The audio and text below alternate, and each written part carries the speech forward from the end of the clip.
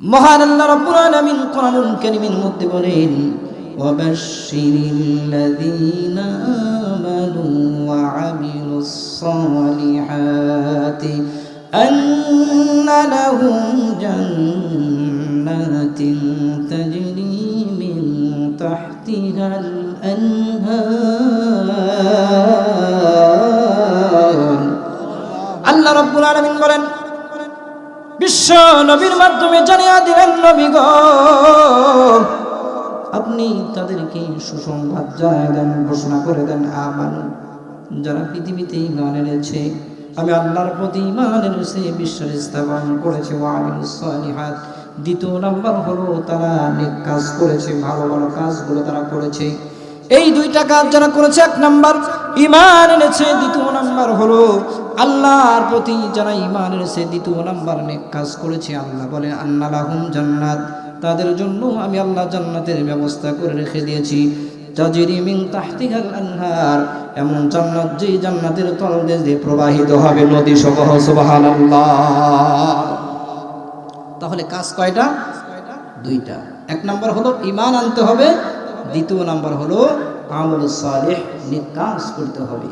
এই দুইটা কাজ যদি করা যায় তাহলে বিনিময়ে আল্লাহ তাআলা জান্নাত দিবেন। জান্নাত কি ছোটখাটো কথা বলেন? জান্নাত কিন্তু ছোটখাটো না। এই জান্নাত আমাকে আপনাকে, এই যে যত বড় প্যান্ডেল সাজানো হয়েছে, এরকম একটা যদি আমাকে আপনাকে একটা দালান দেওয়া হয় বা একটা অট্টালিকা দেওয়া হয়, তাহলে কিন্তু আমরা সন্তুষ্ট হয়ে যাব। কথা বলেন ঠিক কিনা? কিন্তু আল্লাহ পাক রব্বুল আলামিন এমন জান্নাত দিবেন যে বান্দা সর্বনিম্ন স্তরে জান্নাত পাবে।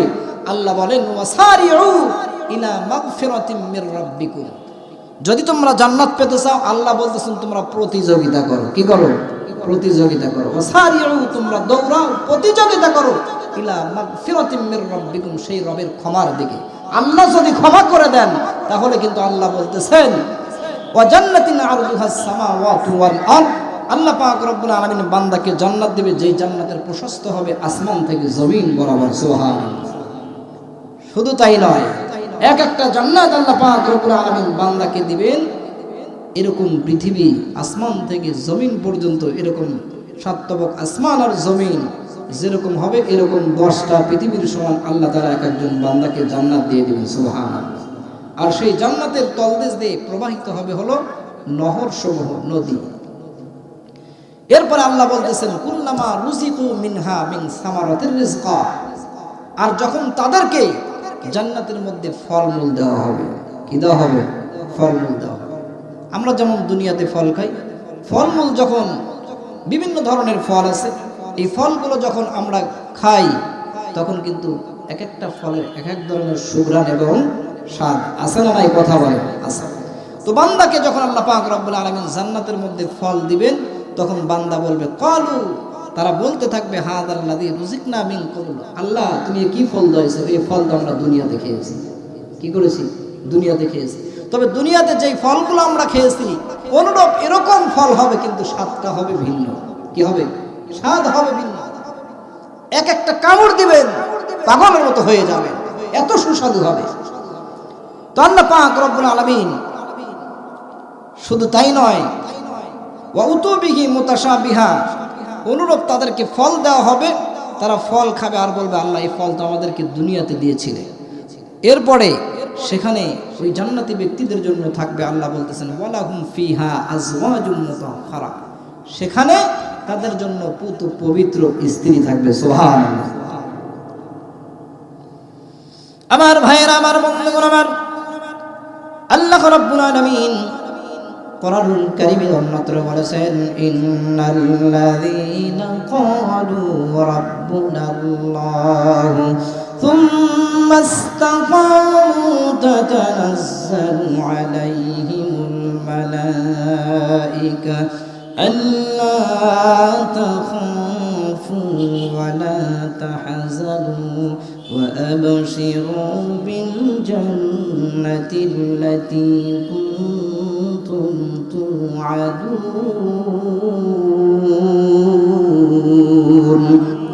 আর জোরে বলুন আল্লাহু আকবার। আল্লাহ রাব্বুল আলামিন বলেন আমার ভাইয়েরা, আমার বন্ধুগণ, আমার শুধু যদি আমরা জান্নাত পেতে চাই, কিন্তু জান্নাতে যেতে হলে জান্নাতের কিন্তু কাজকর্ম আমাকে আপনাকে করা লাগবে। কথা বলেন ঠিক কিনা?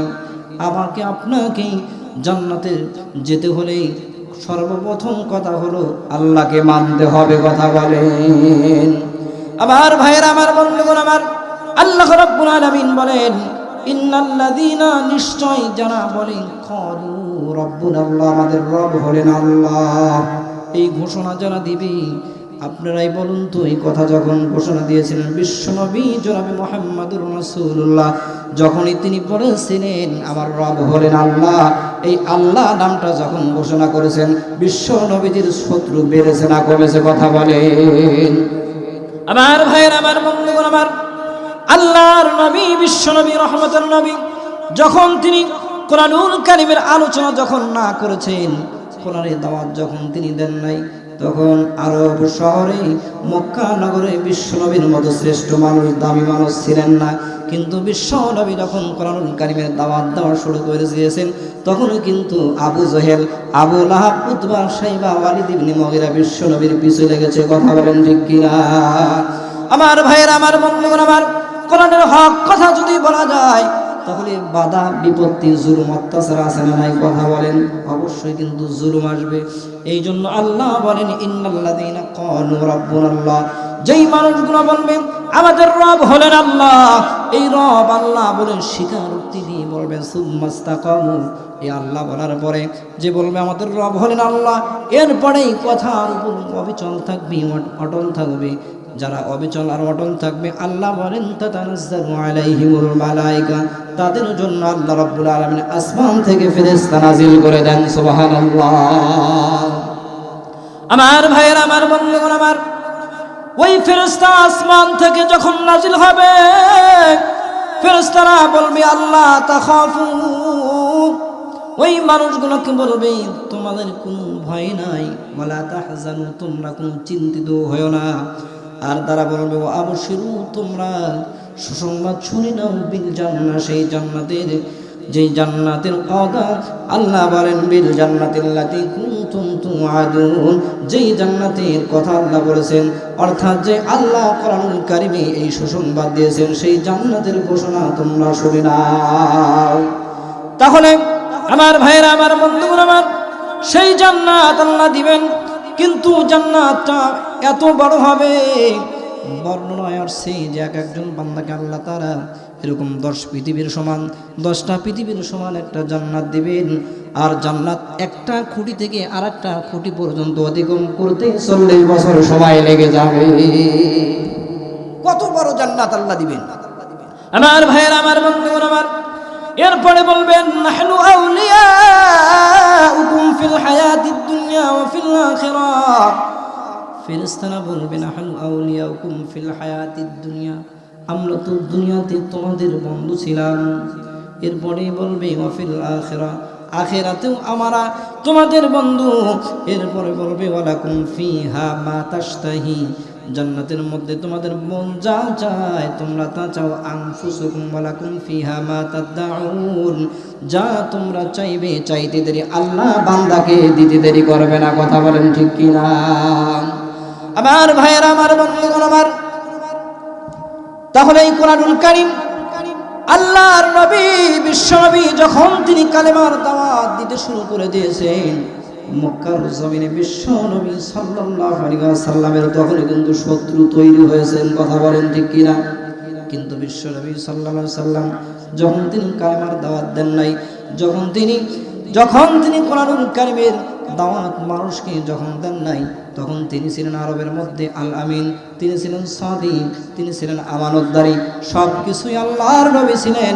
কিন্তু যখন এই কোরআনুল কারীম থেকে আল্লাহর হাবিব সাল্লাল্লাহু আলাইহি সাল্লাম দাওয়াত দিতে শুরু করেছেন, তখনই বিশ্বনবী সাল্লাল্লাহু আলাইহি সাল্লাম তিনি হয়ে গেছেন পাগল। কথা বলেন ঠিক কিনা?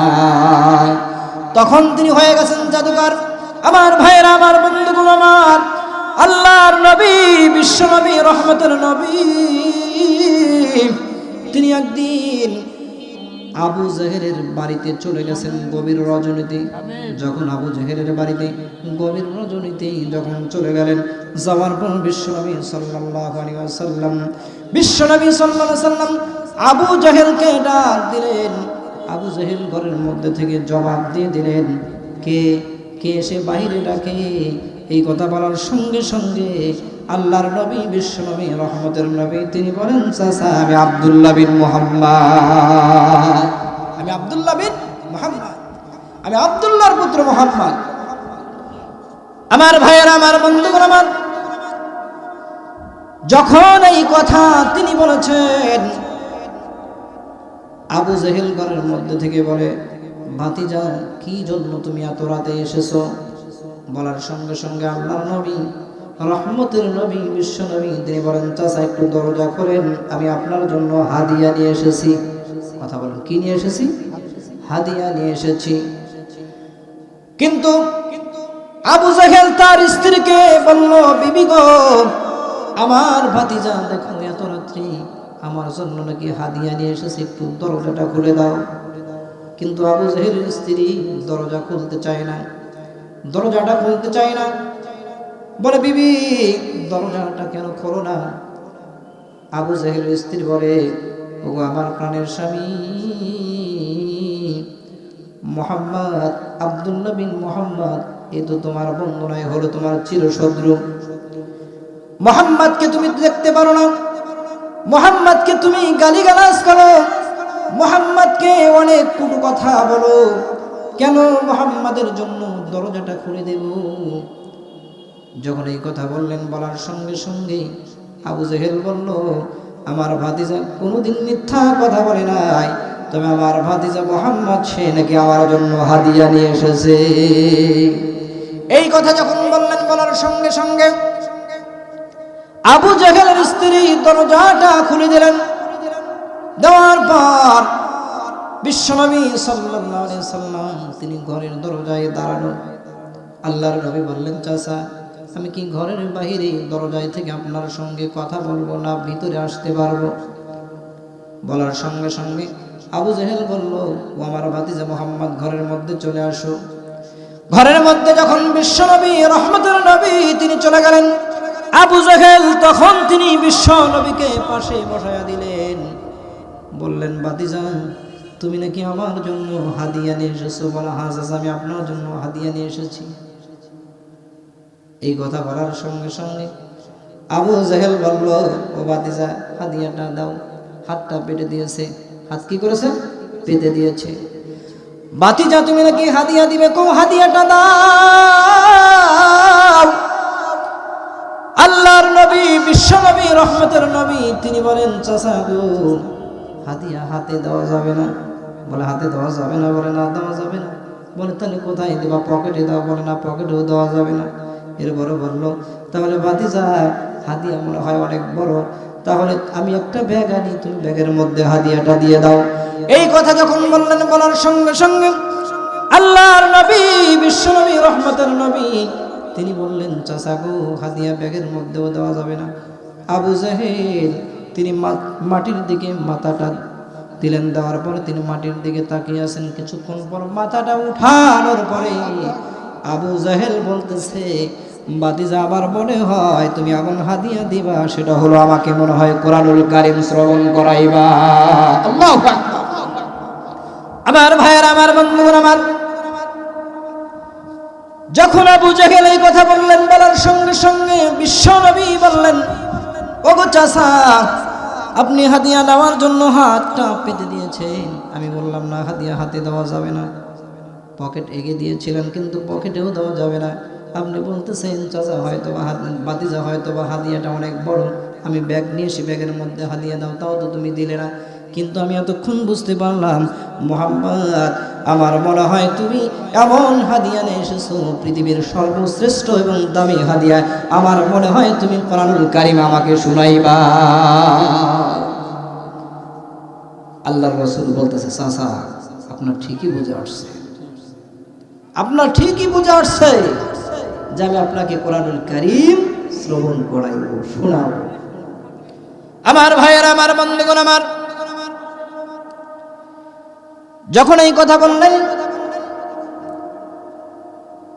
বিশ্ব নবী, রহমতের নবী তিনি বললেন, চাচা গো আমি আপনাকে কোরআনুল কারীম তেলাওয়াত শোনাবো। এই কথা বলার সঙ্গে সঙ্গে আল্লাহর নবী বিশ্বনবী রহমতের নবী তিনি কোরআনুল কারীম শ্রবণ করে তাকে শোনাবেন। কিন্তু আবু জেহেল বলল, ভাতিজা কোরআনুল কারীম আমি শুনতে চাই না, তুমি আমার কাছ থেকে বের হয়ে যাও। আমি কোরআনুল কারীম শুনতে চাই না, আমাকে শোনায়া কোনো লাভ হবে না, ভাতিজা তুমি ঘর থেকে বের হয়ে যাও। আল্লাহর নবী বিশ্বনবী রহমতের নবী তিনি বললেন, চাচা আমি এমনি এমনি আসি নাই, আমি এখান থেকে ততক্ষণ পর্যন্ত যাব না যতক্ষণ পর্যন্ত কোরআনুল কারীম তেলাওয়াত করে আপনাকে আমি না শোনাইব। বিশ্বনবী রহমতের নবী তিনি কোরআনুল কারীম বিশ্বনবী আবু জেহেলকে শোনাবেন, কিন্তু আবু জেহেল বলে আমি শুনবো না। আল্লাহর নবী বিশ্বনবী বলেন, চাচা আমি আপনাকে কোরআনুল কারীম শোনাবো। আবু জেহেল বলল, না শুনবো না। এক পর্যায়ে আবু জেহেল চিন্তা করলো, মুহাম্মদকে যেভাবে হোক না কেন ঘর থেকে বের করে দিব। আল্লাহর নবী দুই পাশের দুই হাতের মধ্যে দিয়ে হাত দিলেন, হাত দিয়ে এমন জোরে ঝাংটা মারলেন যে মুহাম্মদ যেন ঘর থেকে বের হয়ে যায়, কিন্তু আল্লাহর নবী বের হয় না। আল্লাহ পাক রব্বুল আলামিন তিনি ফেরেশতা জিবরাইলকে পাঠায়া দিলেন, জিবরাইল চলে যাও। আমার নবী বিশ্বনবী রহমতের নবী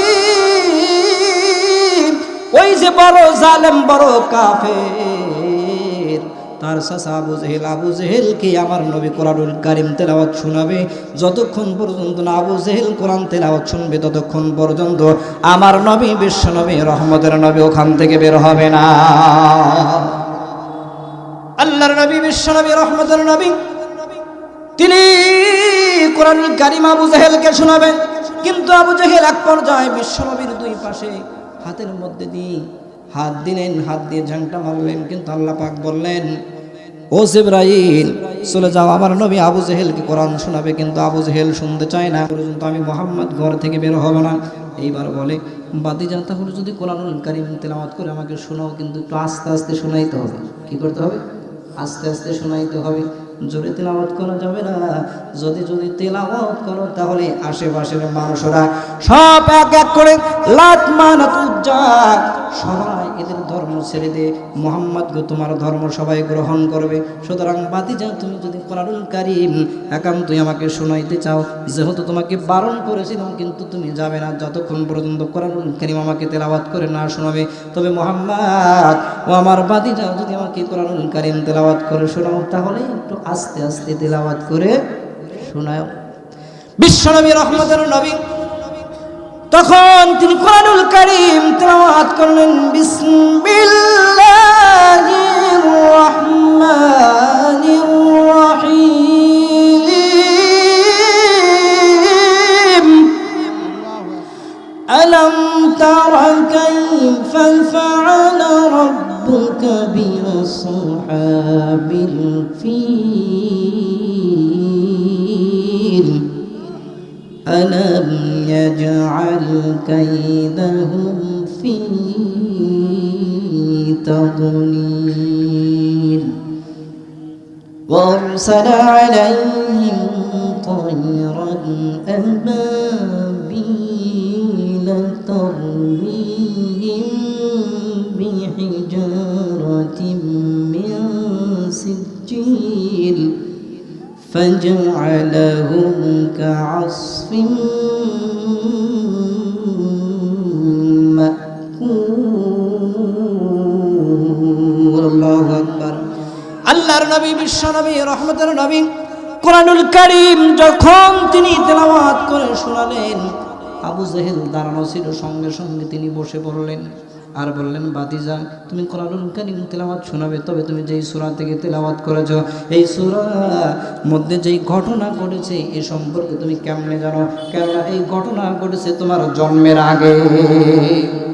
আমার ভাইরা, আমার বন্ধুগণ, আমার বিশ্বনবী রহমতের নবী যখন কোরআনুল কারীম তেলাওয়াত শুনিয়েছেন, আল্লাহর নবী কোরআনুল কারীমের অর্থ বোঝেন কি বোঝেন না? কথা বলেন।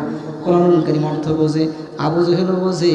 আল্লাহ রাব্বুল আলামিন বলেন, আলাম তারা তোমরা কি দেখো না কাইফা ফাআলা রাব্বুকা বিআসহাবিল ফিল, হস্তি বাহিনীরা অর্থাৎ আবরাহা বাদশা যখন খানায় কাবা ধ্বংস করার জন্য এসেছিল, তখন আল্লাহ রাব্বুল আলামিন যাকে যাকে আবাবিল পাখি দ্বারা তাদেরকে ধ্বংস করে দিয়েছেন। কথা বলেন ঠিক কি না?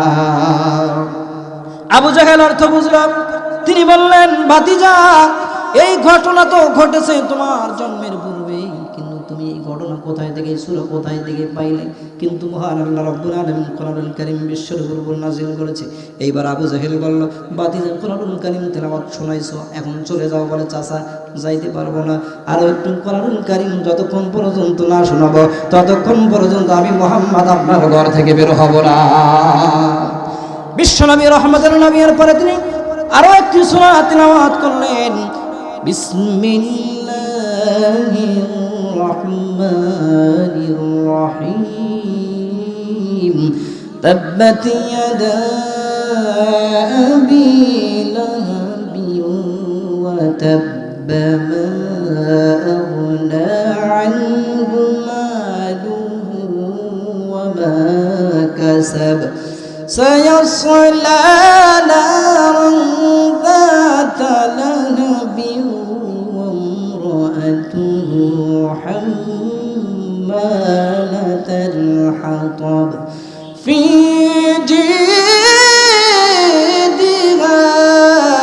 حبل من مسد। الله أكبر। আল্লাহর নবী, বিশ্ব নবী, যখন তিনি আবু জাহেলের কাছে সূরা লাহাব তেলাওয়াত করলেন, তেলাওয়াত করার সঙ্গে সঙ্গে আবু জাহেল আর ঘরের মধ্যে নাই। কিসেন কি বিশ্বনবী সাল্লাল্লাহু আলাইহি ওয়াসাল্লামকে ঘরের মধ্যে থেকে ঘর ধাক্কা দিয়ে বের করে দিবে। যখন বিশ্বনবী সূরা লাহাব তেলাওয়াত করলেন, ওই গভীর রজনীতে আবু জাহেল আর ঘরের মধ্যে থাকলেন না, সঙ্গে সঙ্গে এক দৌড় দিয়ে তিনি বের হয়ে আবু লাহাবের বাড়িতে চলে গেলেন। আবু লাহাবের বাড়িতে যাওয়ার পর ঘরে যখন করাঘাত করলেন, বললেন, ভাই দরজাটা খোলেন। আবু লাহাব বলল, কে এত রাত্রি? বলে, আমি তোমার ভাই আবু জাহেল। বলে, তুমি এত রাত্রে কিসের জন্য এসেছো? বলে, এসেছি এই মাত্র তোমার ভাতি যেমন একটা কোরআনুল কারীমের আয়াত তেলাওয়াত শোনাইলো, তার উপরে নাকি কোরআনুল কারীম নাজিল হয়েছে, তাব্বাত ইয়াদা আবি লাহাব। সে নাকি বলতেছে, তারাও কিন্তু অর্থ বোঝে। মুহাম্মদ বলে, ও আবু লাহাব, তুমি ধ্বংস হয়ে যাবে। শুধু তুমি নিজেই না, তোমার 2 হাত পর্যন্ত ধ্বংস হয়ে যাবে।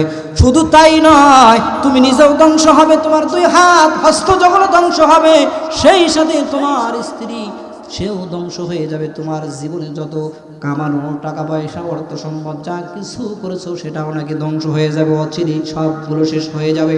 যখন এই কথা আবু জাহেল আবু লাহাবকে বললেন, বলার সঙ্গে সঙ্গে আবু লাহাব তিনি দর করে কান্না শুরু করে দিয়েছে, চোখ বেয়ে বেয়ে পানি পড়তেছে। এই কথা বলার পর আবু জাহেলকে আবু লাহাবকে বলতেছে, ভাই তুমি এত বড় একজন নেতা, আমি যখন এই কথা বললাম তোমার ভাতিজার উপর নাকি কোরআনুল কারীম এই আয়াতগুলো নাজিল হয়েছে, সে আমাকে তিলাওয়াত করে শোনালো, কিন্তু তুমি এত বড় নেতা হয়ে এত কন্দন করো কেন? এইটা বলার কারণে বলে, মুহাম্মদ এই কথা যদি বলে থাকে যে আবু জাহেল ধ্বংস হয়ে যাবে, তার হস্ত জগল ধ্বংস হয়ে যাবে, তার স্ত্রীও ধ্বংস হয়ে যাবে, শেষ হয়ে যাবে, তার জীবনে যত কামানো টাকা পয়সা অর্থ সম্পদ গুছিয়েছে সেগুলোও ধ্বংস হয়ে যাবে। তখন তিনি চোখ বেয়ে বেয়ে যখন কান্না চলে আসলো, চোখের পানি এক পর্যায়ে মুছে বলতেছে আমার ভাতিজা মুহাম্মদকে আসলে এই কথা বলেছে। আবু জাহেল ডাক দেয়া বলে, হ্যাঁ আপনার ভাতিজা অবশ্যই বলেছে। এই কথা বলার সঙ্গে সঙ্গে তিনি চোখের পানিগুলো মুছে বলতেছে, আমার নবী অর্থাৎ আমার ভাতিজা মুহাম্মদ যদি এই কথা বলে থাকে তাহলে অচিরে আমি ধ্বংস হয়ে যাব। কেননা আল্লাহর নবী বিশ্ব নবী যদি এই কথা বলে থাকেন, কেননা তার জীবনে যদি এই কথাগুলো বলে থাকেন যে আবু জাহেল ধ্বংস হয়ে যাবে, তার হাতগুলো ধ্বংস হয়ে যাবে, তার স্ত্রীও ধ্বংস হয়ে যাবে, তার জীবনের জমানো যত টাকা পয়সা গাড়ি বাড়ি যা কিছু করেছে সব কিছু নিমেষের মধ্যে শেষ হয়ে যাবে, তাহলে এটা আমি বিশ্বাস করি আমার নবী যদি মুহাম্মদ যদি বলে থাকে অবশ্যই আমি অচিরেই ধ্বংস হয়ে যাব। আবু লাহাব কন্দন শুরু করে দিয়েছে। আবু জাহেল বলল, ভাই চিন্তা করো না, অচিরেই মুহাম্মদ তোমার ভাতিজাকে দুনিয়া থেকে বিদায় করে দেওয়ার ব্যবস্থা করা হবে। বলে, কি করে বিদায় করবে? বিদায় করব হলো এইভাবেই, যেমন একজন পালোয়ান আছে যার নাম হলো রুকাইনা। এই রুকাইনা তার জীবনে অনেক মানুষকে হত্যা করেছে, অনেক মানুষের কল্লা তার দেহ থেকে আলাদা করে দিয়েছে।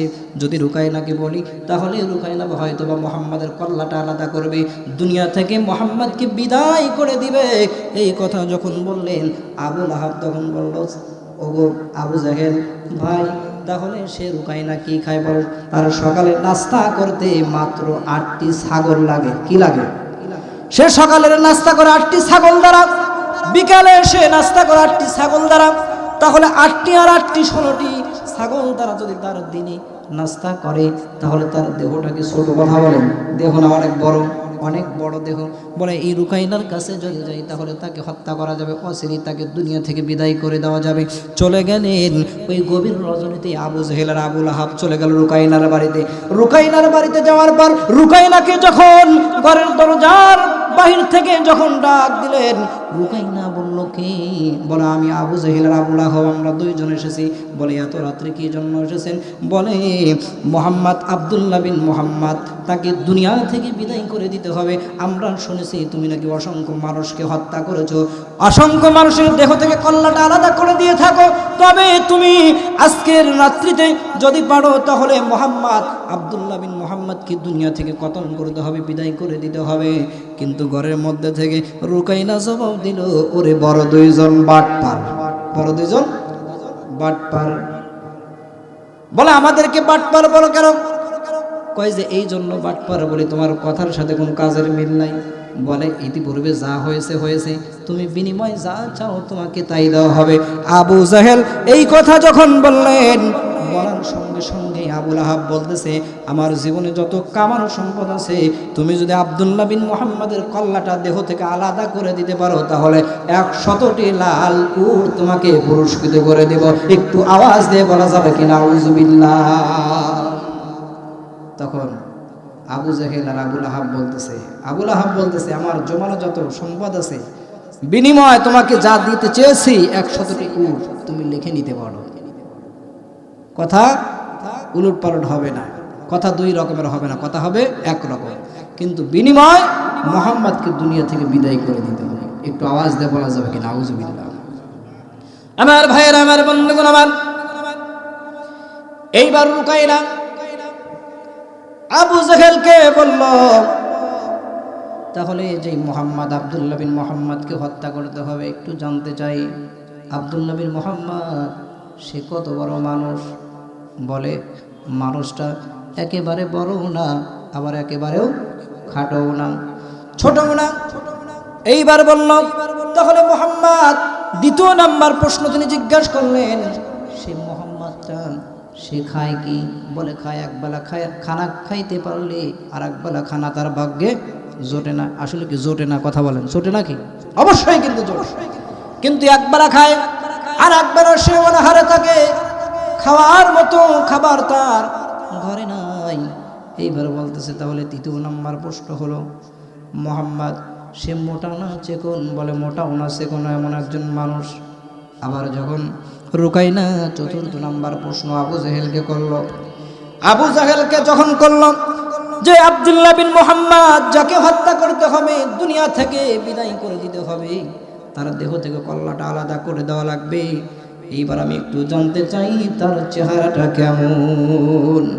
এই কথা বলার সঙ্গে সঙ্গে আবু জাহেল আবু লাহাবকে বলল, ভাই তুমি এর বর্ণনার দিও না, তবে আমি একটু দিতে চাই যে আমি আবু জাহেল, আমি খানায় কাবার পাশ দিয়ে যখন যাইতাম, আমার ভাতিজা আব্দুল্লাহ বিন মুহাম্মদ তাকে দেখতাম মাঝে মাঝে কোরআনুল কারীম তেলাওয়াত করতো। খানায় কাবার মধ্যে কোরআনুল কারীম গভীর রজনীতে তেলাওয়াত করতো, নামাজে দাঁড়িয়ে দাঁড়িয়ে তেলাওয়াত করতো।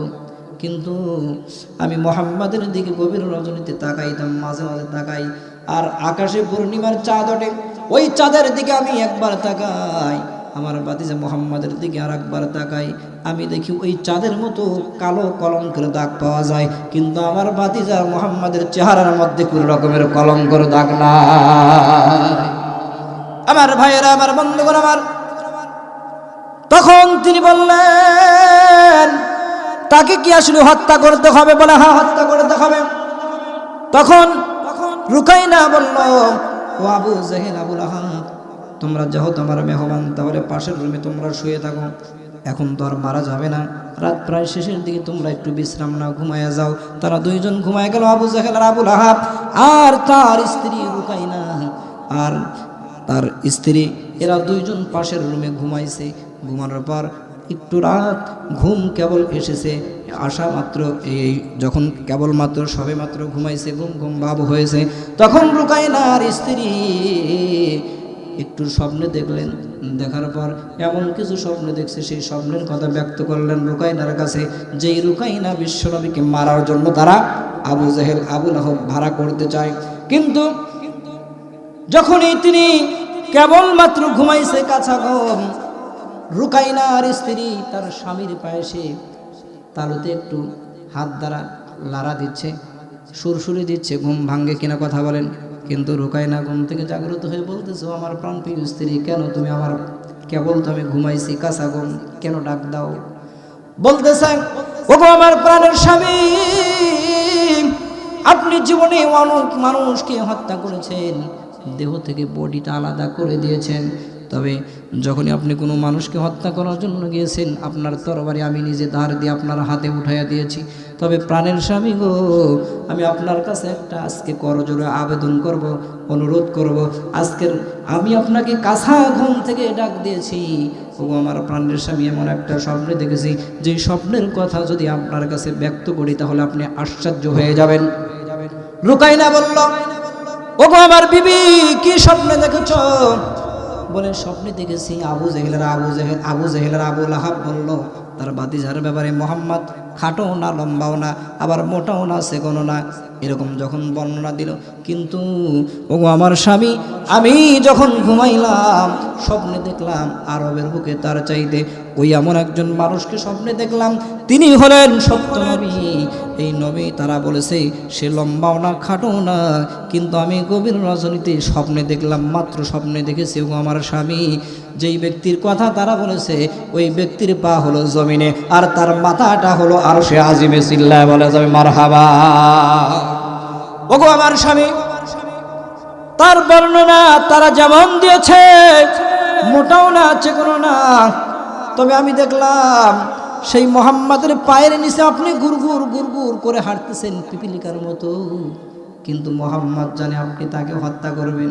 এমন একজন নবী গো, আপনাকে জানা সত্ত্বেও যে রুকাইনা আমাকে হত্যা করবে, আপনি তার পায়ের কাছ দিয়ে গুরু গুরু গুরু গুরু করে হাঁটতেছেন। আল্লাহর নবী, বিশ্ব নবী, রহমতের নবী যদি আপনার অর্থাৎ শরীরের উপর পাটা রেখে দেয় তাহলে আপনি ট্যাবলেটের মতো ছাড়া হয়ে যাবেন। কিন্তু এরপরেও আল্লাহর নবী এমন একজন নবী, এই নবী আপনি তার পার নিচ দিক ঘুরতেছেন, এরপরেও আপনি তাকে হত্যা করবেন এটাও জানে। জানা সত্ত্বেও যিনি আপনার শরীরের উপর পা রাখে নাই, ইনি সাধারণ কোনো মানুষ নয়, ইনি হলেন আল্লাহর নবী, বিশ্ব নবী, জনাবে মুহাম্মদুর রাসূলুল্লাহ। ইনি সাধারণ কোনো নবী নয়। আল্লাহ রাব্বুল আলামিন বলেন, ওয়া মা আরসালনাকা ইল্লা রাহমাতাল লিল আলামিন। আল্লাহু আকবার। ওগো আমার প্রাণের স্বামী, আল্লাহ রাব্বুল আলামিন এমন একজন নবীকে পৃথিবীতে পাঠিয়েছেন, যেই নবী শুধু মানুষের জন্য নবী নন, যেই নবী শুধু জিন জাতির জন্য নবী নন, যেই নবী শুধু কোনো কওমের জন্য নবী নন, যেই নবী শুধু কোনো একটা রাষ্ট্রের জন্য নবী নন, যেই নবী শুধু মাছের জন্য নবী নন, যেই নবী শুধু গাছের জন্য নবী নন। আল্লাহ পাক রব্বুল আলামিন পৃথিবীতে 18,000 মাখলুকাত বা এর চাইতে যা কিছু হাজার হাজার মাখলুকাত আল্লাহ সৃষ্টি করেছেন, সকল কিছুর জন্যই ইনি হলেন রাহমাতাল লিল আলামিন। আল্লাহু আকবার। ইনি হলেন এমন নবী, প্রাণের স্বামী। আপনার কাছে করজোড়ে অনুরোধ, আপনি মুহাম্মদকে হত্যা করার জন্য যাবেন না। সে জানে যে আপনি তাকে হত্যা করবেন, এরপরেও তার মাথাটা হলো আসমানে আরশে আজিমে আর তার পাটা হলো জমিনে। যদি সেই মুহাম্মদ আপনার শরীরের উপর, দেহের উপর পাটা রাখে তাহলে কি আপনি ঠিক থাকতে পারবেন? নিমিষের মধ্যেই শেষ হয়ে যাবেন। কিন্তু এরপরেও মুহাম্মদ আপনাকে মারেন, আপনার শরীরের উপর পাটা রাখে না। ইনি সাধারণ কোনো নবী নন, ইনি হলেন পৃথিবীতে আল্লাহ রাব্বুল আলামিনের শ্রেষ্ঠতম নবী, ইনি হলেন রাহমাতাল লিল আলামিন। এর চাইতে দামি নবী, শ্রেষ্ঠ নবী পৃথিবীতে আর হতে পারে না। সুবহানাল্লাহ। যখন এই কথা বললেন, বলার সঙ্গে সঙ্গে রুকাইনা আর দেরি করলেন না, বিশ্বনবী সাল্লাল্লাহু আলাইহি সাল্লামের কাছে তিনি সাক্ষাৎ করে আর দেরি করলেন না, সঙ্গে সঙ্গে আল্লাহর নবীজির সাহাবতে গিয়ে নবীজির দরবারে গিয়ে বলতেছেন, নবী গো, আর দেরি নয়, আমাকে এখনই কালেমা পড়ে মুসলমান বানায়া দেন। লা ইলাহা ইল্লাল্লাহু মুহাম্মাদুর রাসূলুল্লাহ।